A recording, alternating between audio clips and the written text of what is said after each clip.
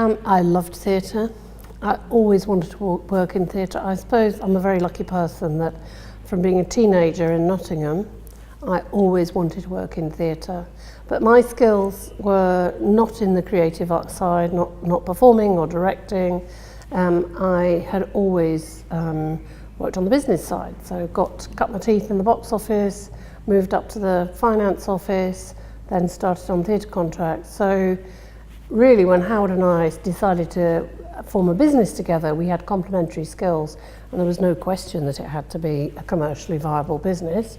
I was responsible for the business side, and he looked after the creative side.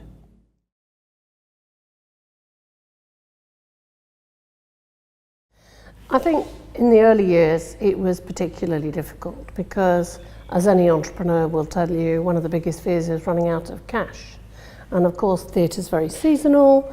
In the summer, it's you run out of cash, your advances dwindle. And so there were many occasions. In fact, I can remember in 1992, Howard had to remortgage his flat. And I famously sold my car because we didn't have the money to pay the salaries for the next month. So I think in the beginning, cash, trading, very closely related, and that was the biggest challenge. I think later on, as you grow bigger, there are different challenges, which are often how do you hit your business plan and achieving the shared objectives that you might have with your business partners.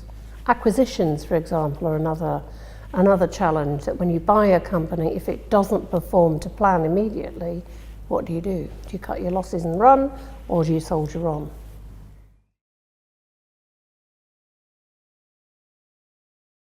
It's important to be available, to see the work, to know what you're selling.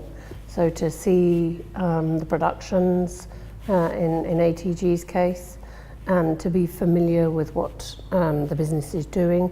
Never lose touch with that, because the business is driven by what happens on stage, and you need to understand and be close to that. I think as well, something I found really important and hope was something of a legacy that I've left with the business is a can-do spirit that is positive, that people learnt and grew up in the business, and there was an opportunity to grow and to develop, and we always tried to recruit from within first and encourage people to think out of the box, move out their comfort zone, and to grow with the business.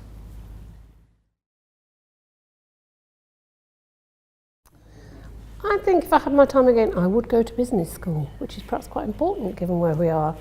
I do think there are skills that you can learn that apply to multiple businesses, and that definitely theatre of a scale are really, really valuable.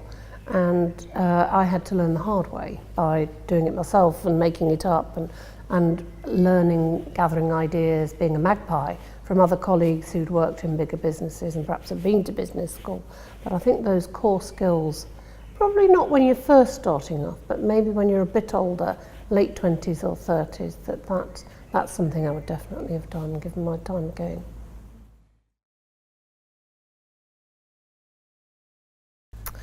I think I'm very proud of Sonia Friedman's company. That was a real example of recognising talent. Her energy was and vision and passion was apparent then, even then as a young producer just starting out on her journey. And I think the 17 years that we worked together, building her business, Sonia gaining confidence, supporting her when not everything worked, because in theatre this is a creative industry, not everything does work. And you have to remember, you don't ever find anything out unless you've made a few mistakes on the way. You learn from them.